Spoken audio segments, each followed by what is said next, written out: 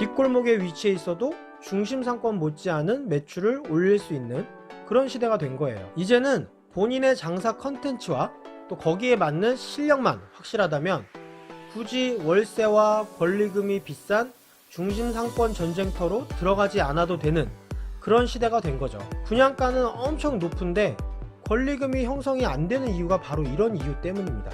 안녕하세요. 공인중개사 허준혁입니다. 자, 오늘은 장사를 시작하려고 준비하고 계신 예비 창업자분들을 위한 영상을 준비를 했습니다. 자, 점포 창업을 준비를 할 때, 즉 이제 상가를 얻어서 장사를 시작하려고 할 때, 자, 대부분의 예비 창업자분들께서 가장 먼저 고려하시는 부분이 있죠.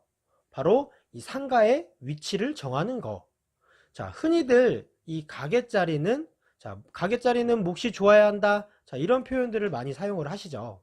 상가의 위치, 또 상권이 얼마나 잘 형성된 곳인지, 사람들이 얼마나 많이 모이는 곳인지, 이런 요소들이 포함된 개념이 바로 이 가게자리의 목, 즉 입지 조건을 얘기를 하는 거예요.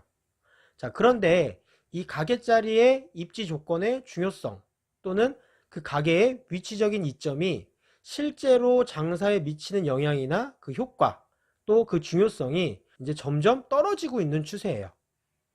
개인적인 의견이지만 자, 이런 현상은 앞으로도 계속될 전망입니다. 자, 상가의 위치적인 이점에 대한 대가가 가장 큰 비중을 차지하는 이 권리금의 경우만 보더라도 제대로 된 권리금을 받고 가게를 빼는 분들이 이제는 많이 없어졌어요.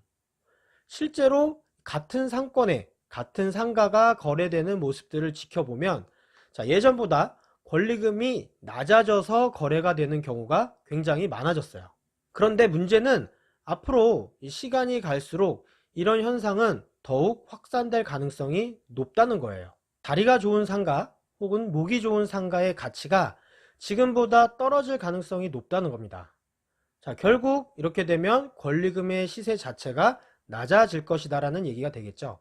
자, 그렇기 때문에 지금 장사를 하려고 준비하시는 예비 창업자분들은 이 상가를 구할 때 보다 더 이 권리금이라는 것에 대해서 신중하게 판단을 하실 필요가 있는 거죠. 자, 그럼 도대체 왜 그동안 무슨 일이 있었길래 이 상가의 위치의 중요성 또 이 좋은 자리라는 가치가 예전보다 낮아지게 된 것일까요?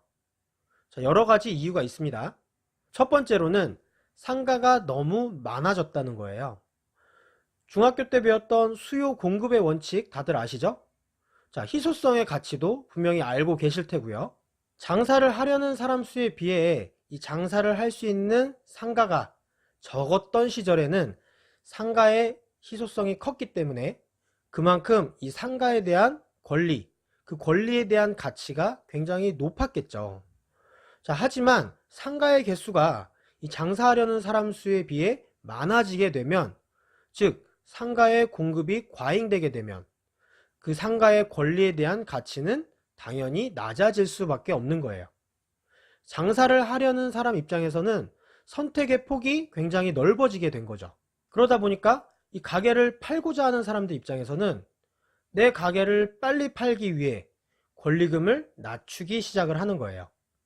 그렇게 상가의 권리에 대한 가치가 떨어지고 있는 거죠. 자, 최근에 진행된 이제 신도시들을 가보시면 금방 아실 거예요. 신도시면 얼마나 깨끗하고 또 동선도 효율적으로 잘 짜놨겠어요. 그죠? 아파트 단지에 딱 둘러싸여 있으면서 상권 한가운데에 광장도 만들어 놓고 또 거길 지나다니는 사람들도 굉장히 많겠죠. 그리고 실제로 가보면 사람들이 상당히 많이 모여 있어요. 자, 그럼 장사도 당연히 잘 되겠네요. 맞아요. 실제로 장사도 잘 됩니다. 자, 그런데 가보면 손님들이 줄 서 있는 집들이 꼭 있어요. 그런데 문제는 뭐냐면 줄 서 있는 집 옆에, 그 옆에 집은 손님이 반도 안 차 있고요. 또 그 옆집은 이미 부동산에 가게를 내놓은 상태고요. 또 그 옆집은 아예 무권리로 권리금도 없이 내놨고요. 임대문이라고 대문짝만하게 현수막이 붙어 있을 거예요. 자, 이 신도시로의 유입 인구수에 비해서 상가를 지나치게 많이 지어놨기 때문이죠. 신도시는 환경이 깨끗하고 그러니까 사람들이 유입은 되지만, 자, 그에 비해서 상가들이 너무 많다 보니까 장사가 되는 집만 되는 거예요. 반면에 안 되는 집은 상대적으로 많아지는 거고요. 분양가는 엄청 높은데 권리금이 형성이 안 되는 이유가 바로 이런 이유 때문입니다. 이런 현상은 지금도 계속되고 있고요. 상가의 개수는 지금보다 앞으로 더 많아질 거예요. 이게 바로 상가 자체의 희소 가치가 점점 낮아지는 이유인 거예요. 자, 두 번째는 자동차의 보급입니다. 자, 요즘 젊은 세대들도 자동차를 소유하고 있는 사람이 엄청 많아졌죠. 자, 이렇게 자동차를 소유하는 사람들이 많아지면서 이 핵심 상권에 위치한 상가들의 그 위치적인 장점, 그 가치가 많이 떨어졌어요. 이게 무슨 상관이냐면요. 자, 저만 해도 그래요. 여자친구와 데이트를 할 때, 자, 제가 자동차가 생기고 나서는 복잡한 먹자골목 같은 중심 상권에서는 데이트를 잘 안 해요. 자동차도 있겠다. 드라이브도 할 겸 외곽으로 나가는 게 훨씬 재밌고 환경도 좋고 복잡하지도 않고 또 맛집도 외곽에 더 많죠. 자, 차 끌고 다니는 사람들이 이렇게 많아지면서 자연스럽게 장사하는 사람 입장에서는 본인이 실력만 갖추고 있으면 굳이 중심 상권에 비싼 월세나 권리금을 주고 들어가지 않아도 장사를 잘 할 수 있는 그런 시대가 된 거예요. 자, 그래서 요즘에는 주차장 확보된 상가가 인기가 많은 편이죠. 장사의 트렌드가 이렇게 바뀌고 있는 거예요. 최근에 이제 스타벅스 같은 대형 프랜차이즈 업체도 이와 같은 형태로 오픈을 하고 있죠. 상권이 잘 형성되어 있지 않은 곳인데, 자, 도로변에 주차장이 있는 상가에 드라이브스루 형태로 오픈을 하고 있는 것을 쉽게 찾아볼 수가 있어요. 이제는 본인의 장사 컨텐츠와 또 거기에 맞는 실력만 확실하다면 굳이 월세와 권리금이 비싼 중심 상권 전쟁터로 들어가지 않아도 되는 그런 시대가 된 거죠. 이렇게 되면 자연스럽게 이 중심 상권의 입지 조건상의 장점에 대한 가치는 예전보다 하락할 수밖에 없는 거예요. 자, 세 번째는 이 SNS의 발달입니다. 과거의 소비자들은 무언가를 이제 먹고 싶을 때, 무언가를 사고 싶을 때 일단은 어디론가 가죠. 바로 상가들이 모여있는 중심 상권으로 일단 출발을 합니다. 그리고 그 상권 안에 일단 들어가서 그리고 원하는 가게를 이제 두리번거리다가 골라서 들어가죠. 자, 그러니까 중심 상권에는 사람들이 자연스럽게 몰릴 수밖에 없었죠. 일단 그곳에 가야 뭐가 있으니까. 상황이 그렇다 보니까 가게 자리의 목, 즉 입지 조건이 엄청나게 중요한 요소일 수밖에 없었던 거예요. 그러니까 자리가 좋은 상가들은 권리금이 상대적으로 비쌀 수밖에 없었던 거죠. 반대로 상권이 형성되지 않은 곳에 위치한 상가는 손님들이 그곳에 가게가 있는지 없는지도 알 수가 없고 사람들이 몰리는 곳도 아니다 보니까 장사하기가 힘든 곳이었고 그만큼 상가의 가치는 많이 떨어져 있었겠죠. 자, 그런데 지금은 소비자의 행동 패턴과 이동하는 동선이 완전 달라졌죠. 이 SNS가 발달되면서 맛있는 집, 이쁜 집, 내가 원하는 물건을 파는 가게들에 대한 정보가 너무나 잘 공개가 되어 있죠.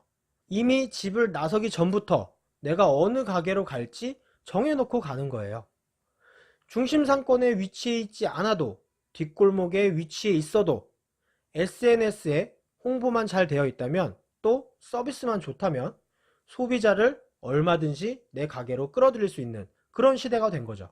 그러면서 별로 좋지도 않은 자리에 위치해 있으면서도 대박이 나는 가게들이 계속 생기기 시작을 하는 거예요.